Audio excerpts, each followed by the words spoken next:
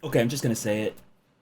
Today we're reviewing the blocker by Spectre Digital.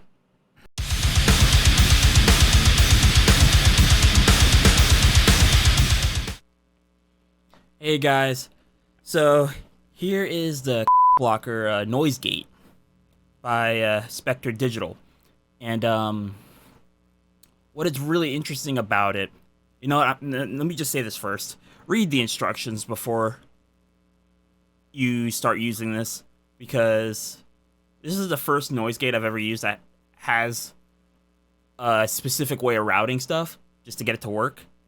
So I highly recommend reading the instructions first, because I was an idiot. I tossed it in my chain and then started wondering why it wasn't working, and then started diving a little deeper into it and realized, oh, this has to be routed a certain way. So just giving you guys that heads up, just to save you some frustration.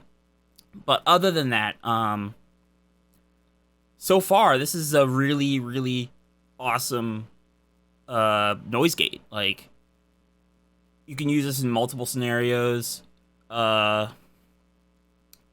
on top of that, like, I mean, you can have like multiple guitars going through it, guitar and bass. Like, you can really set this up in many different ways. So you don't have to have like a gate on everything. You can literally just slap one gate on like a bus of just like all the guitars and stuff like that, which is really interesting, because I've never come across a gate where I can. I mean, I could do that with other gates, but it's like I kind of want. I personally like to kill any of the noise problems before the guitar even goes into the amp, because I've always had the best results that way. But this one functions completely differently, so we have to take a different approach with it. So we have the threshold button, or the threshold knob, be correct myself, threshold knob, and it's got obviously the bypass, and yeah, it's you can see it's working. Like, I chose this Ninja amp because it just has a lot of gain, like an absurd amount of gain. So that's why I figured this would be the best one to try it on. So yeah, it's got that. It's got the back panel. You could flip to that. Turn off the keyless. It's pretty much got everything a normal gate would have: input, threshold, output, attack, hold, release, the stuff you would normally see on most gates. This side chain is going to be a key thing, especially when you're routing. So when you read the instructions, just know you're going to probably have to use this. I know Reaper has a specific way of routing this plugin. Like, when I installed it, I even got a splitter that is part of the routing process. Like, I'm using Studio One, so you would have to. I mean, I didn't have to use it for the routing on Studio One, but just keep in mind that if you're using Reaper, you're gonna have to use that. Um, Other than that, oh yeah, here's the key listen. In the instructions, it even says after you get it done routing, use the key listen to just verify that you're getting a signal through it.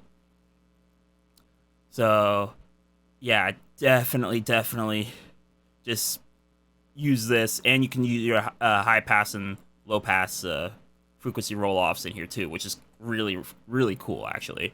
So I'm glad that you can just do that step in here too. But yeah, let's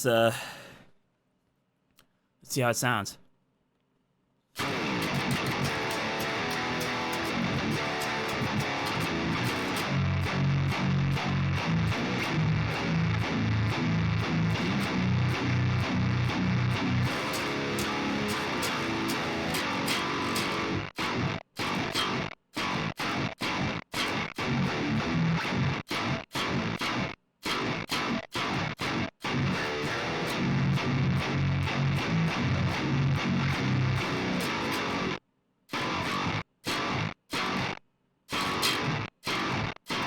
In a mix where there's still noise, instead of going through and chopping everything up to try to get rid of all the noise, this would be the easy solution to fixing all of that, instead of going through the headache of just going through each track, trying to figure out where all the noise is, you do have to use the DI for this. Like, always use the DI signal when you're using this noise gate.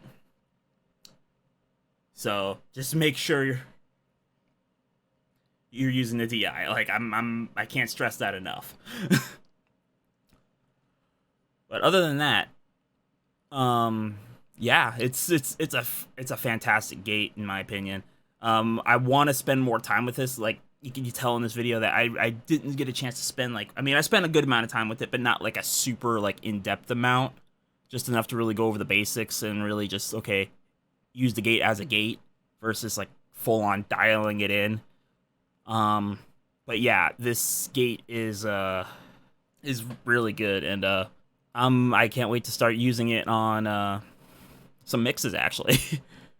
So yeah, thank you for watching, guys, and like, subscribe, the normal, and have a good one.